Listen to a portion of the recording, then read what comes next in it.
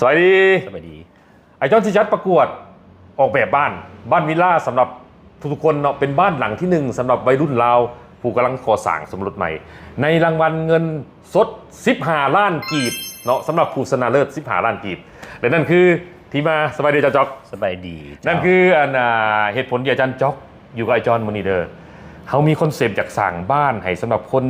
วัยรุ่นปัจจุบันนะอาจารย์ที่มีรายหับประมาณ15ล้านผัวเมียบวกกันเด้อหรือว่าครอบครัวร่วมกันกู้15ล้านในนามที่ว่าร่วมมือเรื่องอสังหาเนาะสินเชื่อจากธนาคารแคนาเดียดอกเบี้ย 12% ซัพพอร์ต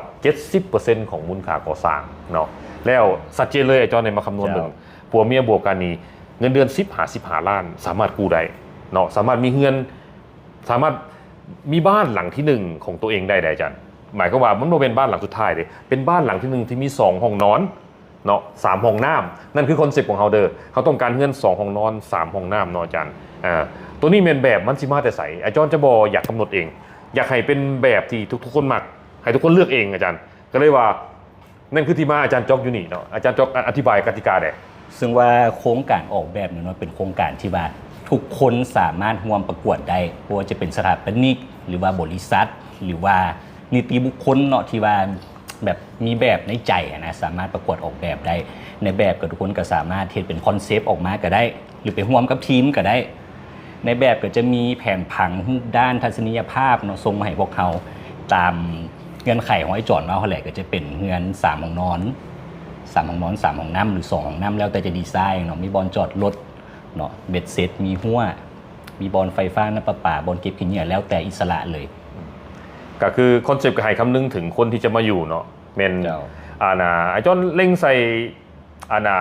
คู่สมุดใหม่อาจารย์เนาะวัยรุ่นที่ว่าเงินเดือนผัวเงินเดือนเมียบวกกัน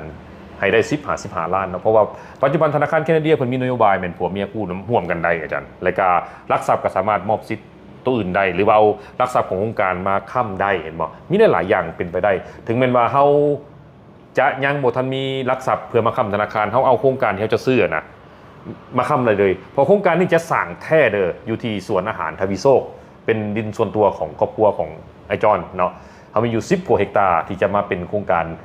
บ้านหลังที่1เนาะอยู่บ้านทานาคได้อยู่รักษาซีนี่เองเนาะซึ่งไอจอนประมาณอยากวางงบได้ดินพร้อมบ้านอยู่ที่ประมาณ$70,000อาจารย์เนาะกระจาย 30% 70% ผ่อนธนาคาร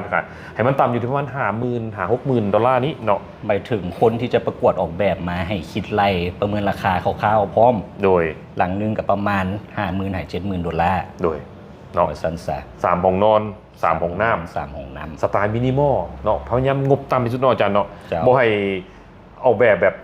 แพงหลายว่าซั่นซะอันที่1เป็นขอเน้นที่ฟังก์ชันความแข็งแรงแบบยืนยงเนาะอาจารย์บ่เอาดินบล็อกบ่เอาอย่างไรขอเป็นบ้านที่แบบแข็งแรงยืนยงและสามารถส่งต่อให้ลูกให้หลานได้ถึงแม้จะเป็นเรือนหลังน้อยแต่ว่าเป็นเรือนหลังน้อยที่แข็งแรงสมบูรณ์แบบและก็มีการออกแบบเรื่องไลฟ์สไตล์ของคนที่มาอยู่นำพร้อมเราจะไปเบิ่งเทรนด์2026นำก็ได้ว่าเทรนด์ปัจจุบันนี่งานมันเป็นสไตล์ได้แล้วอย่างประมาณนี้เอามาใส่เนาะเขามีระยะเวลาเท่าไหร่อาจารย์สำหรับคนออกแบบนี่ทุกคนสำหรับกฎกติกาในการแข่งขันเนาะแม่นพวกเขาจะคัดเลือกเอาทั้งหมด10แบบแล้วไปโพสต์ที่เพจ TikTok ของบริษัท CND Home เนาะแล้วก็เพจจันจ๊อกแล้วก็เพจไอจอนเนาะทุกคนสามารถไปโหวตได้เพื่อเขาจะคัดเลือกเอาแบบที่ดีที่สุดในเนาะในห้องสมิธเป็นเขาจะเลือกเอาอยู่10แบบอาจารย์แล้วหลังจากนั้นเป็นเขาจะให้ประชาชนเป็นคนโหวตเองจาก10แบบมาเป็น3แบบสุดท้ายเนาะอาจารย์เนาะแล้วที่1เป็นได้เงินรางวัล15ล้านส่วนอีก2แบบมันจะเป็นรางวัลสมเสยซึ่งรางวัลสมเสยตัวไหนเขาขออุบไว้ก่อน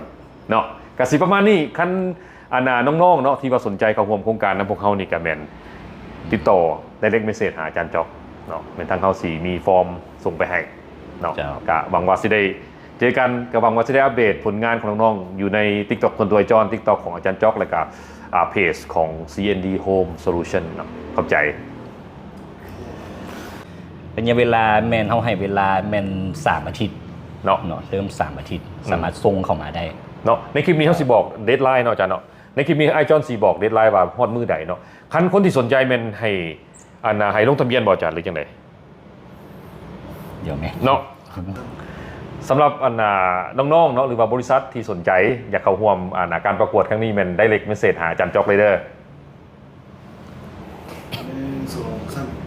ไอ้จอนขอเชิญชวนเด้อน้องๆเนาะที่มีความสนใจออกแบบบ้านเนาะมาเข้ามาออกแบบบ้านให้คนเรานํกันเนาะเป็นบ้านหลังที่หนึ่งสำหรับหลายๆคนบ่เป็นบ้านหลังสุดท้ายได้เป็นบ้านหลังที่หนึ่งเนาะโดยเฉพาะสถานที่ที่จอนจะก่อสร้างนี่แมนอยู่ที่สวนอาหารไทยวิโซกเป็นบรรยากาศแบบรีสอร์ทงามหลายเนาะเดี๋ยวเขาจะอัปเดตอยู่ใน EP ต่อไปน้องๆที่สนใจบริษัทที่สนใจมันได้เล็กเมสเซจหาอาจารย์จ๊อกเนาะเขาจะฝากที่อยู่TikTok อาจารย์จ๊อกอยู่ในใต้คอมเมนต์ของโครงการนี้เนาะขอบใจ